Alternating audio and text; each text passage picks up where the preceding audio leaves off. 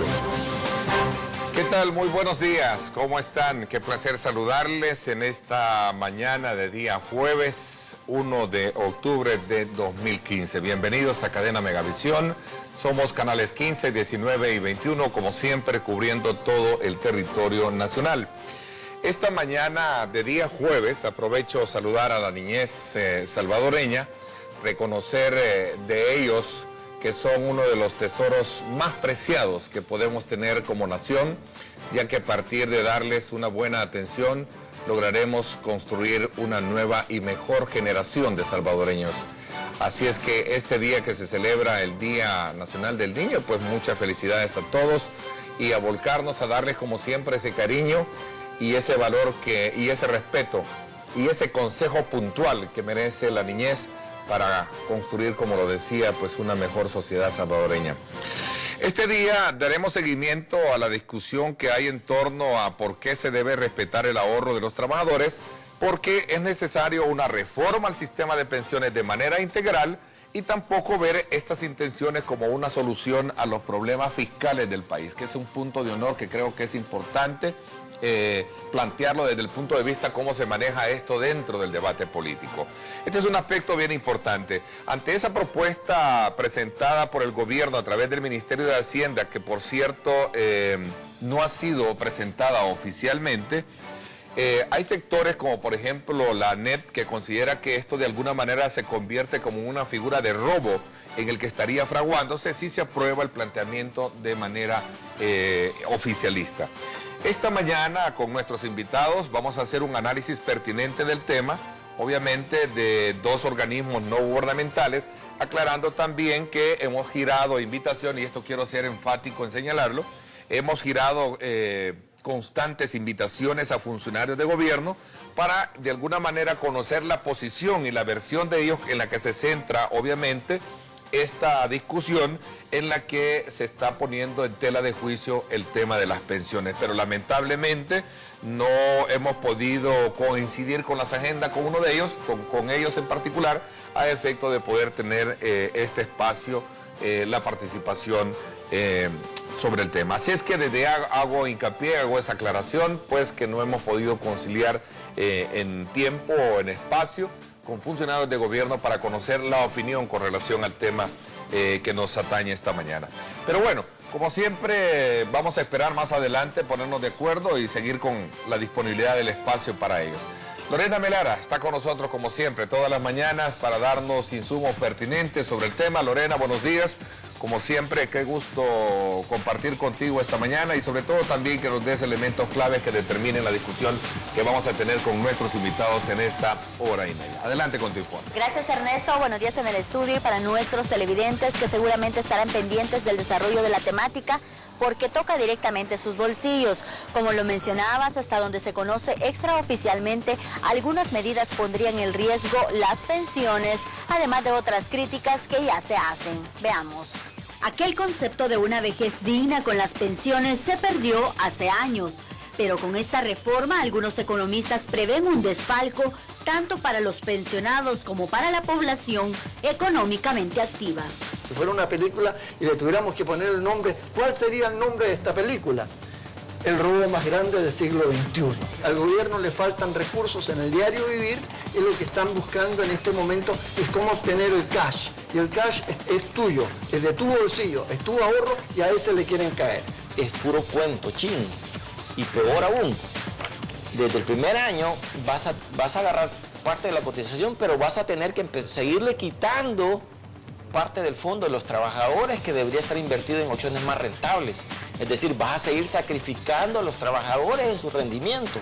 Contrario a esta tesis, que el planteamiento del gobierno complicaría más la deuda de las pensiones, este economista no duda en recordar el origen del problema y, por lo tanto, posibles medidas.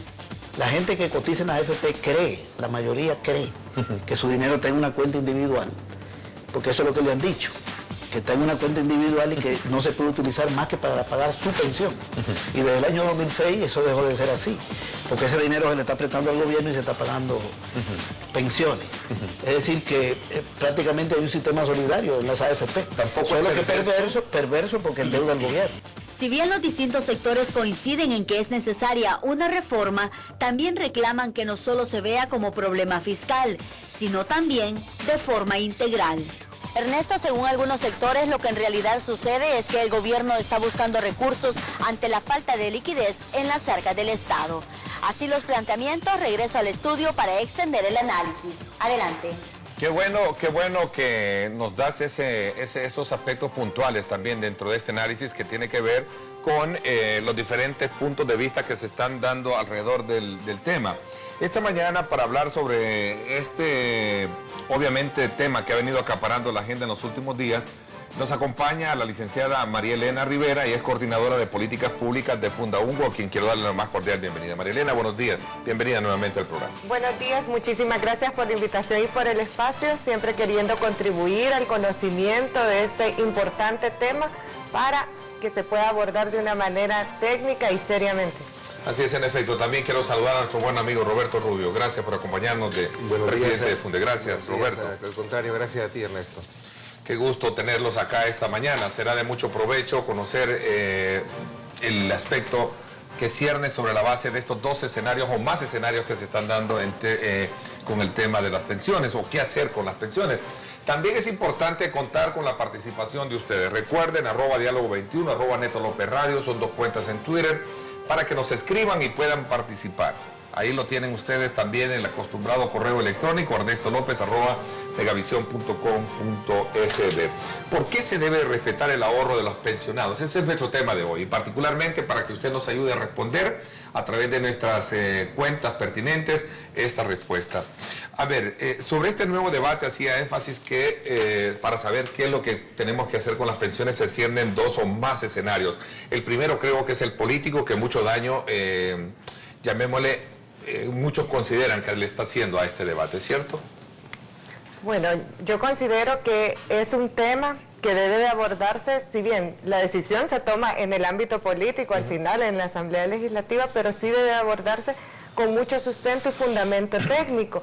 Y dentro del debate tienen que intervenir todos los actores involucrados en el tema y al final afectados por el tema. Por esto entendemos trabajadores, entendemos empresarios que finalmente van a tener también las consecuencias y los impactos de las medidas que se puedan implementar. Por eso desde Fundaungo proponemos llevar a cabo un diálogo social técnicamente sustentado y fundamentado para poder tomar las decisiones y las mejores medidas que garanticen la sostenibilidad y la mejora de las condiciones para todos los trabajadores y los cotizantes. Sabemos que el sistema actualmente enfrenta numerosos retos y desafíos. Sí consideramos que es necesario una reforma integral al sistema, pero una reforma que no atienda solo la parte fiscal o la parte relacionada precisamente con las finanzas públicas, sino que también ponga interés a estos puntos de seguridad social que son tan importantes para garantizar la protección a la mayoría de la población en la adultez mayor o ante un riesgo de invalidez o muerte. A ver, sin querer de alguna manera menospreciar la importancia que tiene este tema, ¿no será también que estaremos, nos estará, llamémosle como entreteniendo en una discusión, porque oficialmente no tenemos un documento que nos diga realmente si es esto lo que mediáticamente se conoció, que andaba un documento ahí en la que el gobierno pretende de alguna manera captar, agarrar cerca de 4.000 y pico de millones de dólares, ¿verdad?, para poder crear una figura sin de alguna manera volverse responsable de lo que podría ser la rentabilidad que esto puede tener en materia de intereses. ¿No creen ustedes o cuál es llamémoslo, o es demasiado suspicaz pensar de esa naturaleza? No, yo creo que hay varias razones por las cuales este tema pues ha tenido y tiene digamos, el debate actual y la atención que está teniendo. Primero porque es un tema sensible, es decir, está involucrando dinero de ahorro de la gente, es un ahorro forzado, es decir, aquí te obligan, así que si tú quieres trabajar formalmente, pues te obligan a que una parte de tu salario pues sea ahorrado, ¿no? Entonces es tu dinero, ¿no? Entonces claro, y tu dinero siempre es sensible, es decir, hablar de dinero es sensible y cuando te tocan tu dinero es mucho más sensible. Es sensible también porque representa una presión al fisco, es sensible porque hay aspectos humanos de por medio, ¿no? Mira. Pero también a veces es, Ernesto, la forma, ¿no? La forma en que se presenta, es decir, cuando tú lo presentas a medio, lo presentas de una manera un poco incierta, entonces lo que haces es generar más, digamos, morbo, porque primero se tenía oculto, a tal grado se tenía oculto estos temas, que un ciudadano tuvo que ir al Instituto de Acceso a Información a pedir el diagnóstico que se había hecho desde el gobierno anterior, ¿no? Sobre el tema de pensiones, que ha servido de base para las propuestas. Hubo incluso una discusión entre el instituto, pues una audiencia donde participó, por cierto, Funde, ALAC, la Oficina de Acceso de Peticionarios de Información y de Denunciantes de Corrupción de Funde, y que finalmente el instituto le exigió a la superintendencia financiera de que entregara ese documento. O sea, hasta eso era secreto. Entonces, lo que tú produces es como le añades un cierto morbo que político, ¿no? todavía lo vuelve más llamativo. Entonces, efectivamente, o sea, sea por la forma como se presentó, sea por la importancia que tiene, pues el tema está, digamos, en la palestra del debate. Y es bueno que, como bien dice María Elena, pues no nos vayamos a encontrar con que en la Asamblea Legislativa llegan estas cosas y se entrampan justamente en esas discusiones políticas de que si viene una propuesta por el lado de Arena, solo porque viene de Arena es mala, o porque viene del frente, ya es mala para Arena. Entonces, hay que tratar de ver este punto tan delicado de una manera lo más ponderada, racional y académica posible. A ver, dicen que las buenas intenciones a veces se pierden cuando éstas entran a ese juego político, y por eso es que esa suspicacia de pensar si es que nos estamos entretenidos, es decir, no desmerece hacer un abordaje, decir qué hacer con el tema de las pensiones, porque año con año obviamente es incluso el primero en verse reflejado es el presupuesto, donde vemos ahí un vacío de cerca de 500 o 400 millones de dólares que obviamente tienen que pagarse, pues, o sea, como obligatoriamente por el Estado. Ahora, también hay que destacar que en el país apremian muchos proyectos que atender el tema de la seguridad. Aquí estamos hablando también de un problema que tiene que ver con lo fiscal, pero he escuchado decir dentro de la propuesta de ustedes o del planteamiento de que no solo tiene que verse desde ese punto de vista, como una necesidad fiscal, ¿cierto? Sí. No, en efecto, y en efecto coincido con los puntos que han expuesto de es positivo estar dialogando el tema y tener este debate, porque muchas veces este tema por la ciudadanía, que es la directamente afectada, se ve como lejano, no hay una cultura previsional, bueno, no hay ni siquiera una cultura de ahorro, por lo tanto, muchas veces el tema se pierde de vista y no se tiene el debate y el diálogo necesario para hacer las reformas que necesita el sistema.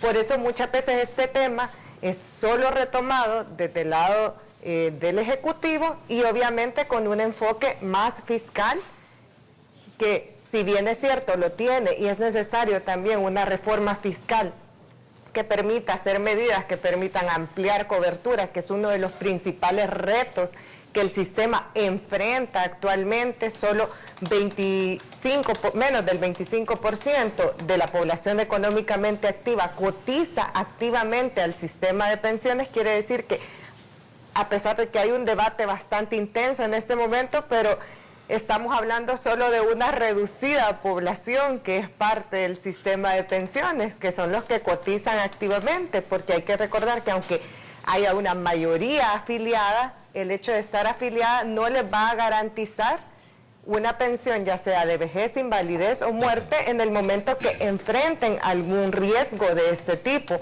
Por lo tanto, sí, es necesario también tomar en cuenta la parte fiscal, pero esta parte trasciende el sistema de pensiones y sí es necesaria para poder implementar medidas que permitan garantizar la protección y cobertura a la mayoría de la población que por el momento está fuera del sistema de pensiones. Hasta lo que se conoce hoy, ¿realmente se está queriendo y respetar el ahorro de los pensionados, Marilena? Hasta lo que se conoce hoy en términos de esta discusión. Realmente es muy poco, ¿verdad?, lo que se conoce, y no sabemos los mecanismos a través de los cuales piensan implementar una medida de este tipo.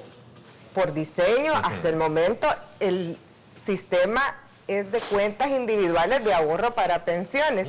Si bien es cierto, ¿verdad?, esto ha sido invertido en diferentes destinos, pero la mayoría en deuda pública, y está concentrado, y es una cartera altamente riesgosa con más del 80% en un solo tipo de deuda, y como lo están proyectando ahorita, ¿verdad?, el 56% en un solo tipo de título que paga un muy bajo interés, pero actualmente la ley establece que es una cuenta individual de ahorro para pensiones en la que se va acreditando mes a mes lo que yo voy cotizando, y eso, con lo invertido, ¿verdad?, y la tasa de interés que va a generar, me va a determinar el monto de mi pensión al momento de mi retiro. Quiero ir cerrando este círculo de interpretación política, porque para cualquier político, para cualquier partido, particularmente el de oposición, una titularidad donde se plantee de que, como lo decía el analista económico Claudio de Rosa, en pocas palabras o en palabras muy entendibles, este es un robo que se le está haciendo a los trabajadores. Por otro lado, la titularidad con la que se maneja, se está queriendo irrespetar el ahorro de las pensiones, o sea, de los pensionados. Todo esto tiene un valor político para cualquiera, ¿no?, y especialmente la oposición, ¿no? Es que si tú vienes y te dejas contaminar por el debate, por ese tipo de debate que hay en la Asamblea, y sobre todo que hay entre los dos grandes partidos, a veces tú haces afirmaciones, no solo desde el punto de vista académico, aunque puedan usarse números, sino también tú estás pensando a veces en los electores, estás pensando en otro tipo de dinámicas que no son estrictamente las técnicas.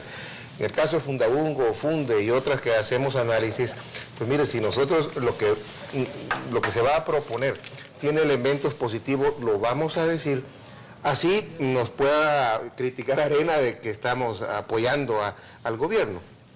Si tiene elementos negativos que consideramos desde el punto de vista técnico, que nuestros números, etcétera, nos dicen que eso no es, digamos, correcto, que eso es algo que puede afectar al ahorro de los trabajadores, que es algo que puede afectar incluso al fisco más adelante, entonces nosotros lo vamos a tener que decir, así que el gobierno nos diga que nosotros le estamos haciendo el juego a Arena. ¿No? Entonces, nosotros estamos en esa lógica. O sea, aunque la gente nos diga y nos critique y te diga, no, usted ya se vendió a Arena, usted ya, porque a veces se coincide, es que no puede uno, digamos, estar completamente de acuerdo con uno y con otro. Tenemos otra lógica, entonces, lo que nosotros insistimos, creo, las instituciones académicas, o que hacemos investigación sobre esto, es que llevemos primero esto al plano, ¿cómo se llama?, técnico, no tanto al plano político, ideológico, partidario, que es lo que afecta, ¿no? Y por eso es que cuando nosotros planteamos, por ejemplo, desde Funde, mire, la discusión de que si es privado o es público, hemos escuchado decir, no, es que lo privado es malo, que aquí o privatizaron, o aquí lo público no sirve. No, se entra en ese debate casi medio ideológico, cuando antes de estar pensando, antes de estar viendo cuál es la institucionalidad, si va a ser mixto, si va a ser privado, si va a ser completamente público, preguntémonos si realmente cualquier sistema que venga, cuáles son las cosas que hay que hacer previamente, porque si tú no corriges determinadas cosas, sea mixto, sea público, sea privado, vas a tener problemas. Pero esa pregunta, a pesar de esos matices en el que pueda entrar, es válida hacérsela, ¿no? Si cuál de los dos sistemas es el mejor, si el de reparto o el de cuenta individual. Entras en la discusión si es Dios o es el diablo, si es bueno o es malo. Sí. No es ese el debate. El debate tiene que partir justamente de un análisis de sostenibilidad, de un análisis, primero de sostenibilidad financiera, de sostenibilidad fiscal, de equidad, de garantizar, ¿no?, que las personas tienen, en la Constitución, se les puede dar el derecho de tener un retiro digno, etcétera. O sea, eso es lo que importa. Después discutamos cuál es el tipo de administración que debe de tener. Y hago énfasis en esto porque les voy a presentar parte de las dos posiciones que han tenido dos conocedores en la materia. La primera de ellas es, por ejemplo, César Villalona, con quien he tenido la oportunidad también, él como economista, de hacer un abordaje con relación a esto. Ellos plantean esta tesis, o mejor dicho, él en lo particular. El sistema de capitalización individual, dice, no existe. Eso es, de alguna manera, es ficción. Si están cotizando en una AFP, su dinero se está utilizando para pagarle pensiones a jubilados del Seguro Social, así como también de la institución como es el INPET. Veamos esta segunda posición que hace el presidente de las AFPs, Asafondo, que dice: el Estado va a recibir los flujos de ahorros, pero no los usará para pensiones futuras, sino para las pasadas, las pensiones a futuro. Solo dice, las respaldará una ley, pero no de dinero. Es decir, aquí estamos hablando de puntos y contrapuntos. La gran pregunta es, ¿por dónde nos vamos? ¿Bajo qué sistema nos vamos? María Elena. No, definitivamente también coincido con el planteamiento. Lo que es importante es también tener en cuenta las características de todos nuestros trabajadores y del mercado laboral y cuál es el tipo de sistema que mejor se adapta. Y puede ser que no sea un solo tipo de esquema. Sabemos que tenemos casi un 50%, más de la mitad de personas de la población económicamente activa en el sector informal, a quienes no se está logrando dar cobertura con el esquema de capitalización individual actual. Pero hay una parte de la población a la cual este sistema sí le está brindando la protección y le está permitiendo acumular cotizaciones para una pensión en su vejez. Entonces son medidas diferenciadas y esquemas diferenciados porque tenemos diferentes tipos de trabajadores y diferentes tipos de población. No hay que olvidarse también de la población que ya está en edades pasivas, que ya no está desarrollando ningún trabajo. Se han hecho esfuerzos importantes, por ejemplo, la pensión básica universal.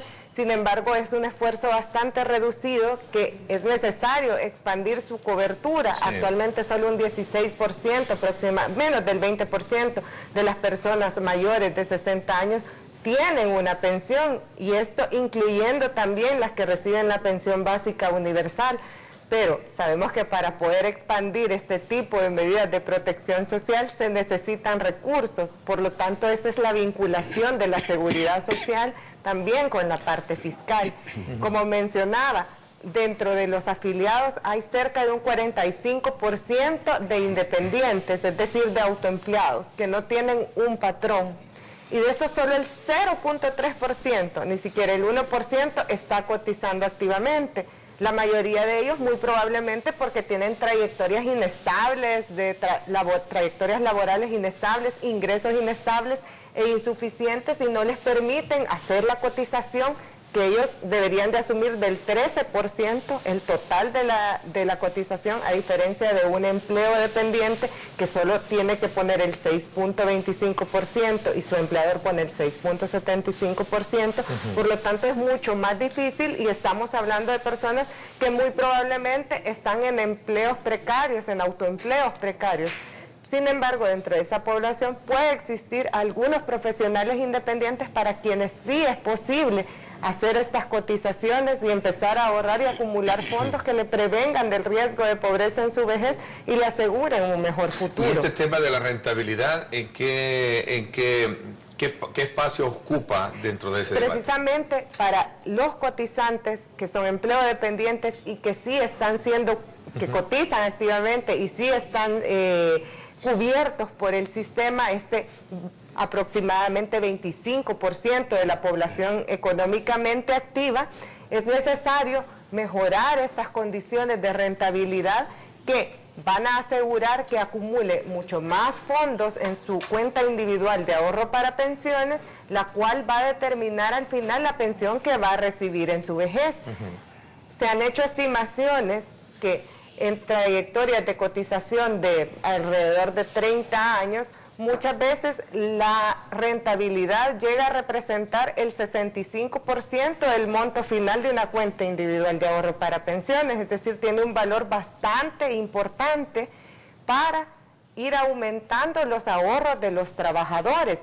Eso aunado a las cotizaciones que hacen mes a mes, pero aparte de las cotizaciones, al valor y a la tasa que se inviertan es muy importante. Como ya se había mencionado, la mayoría está en deuda pública.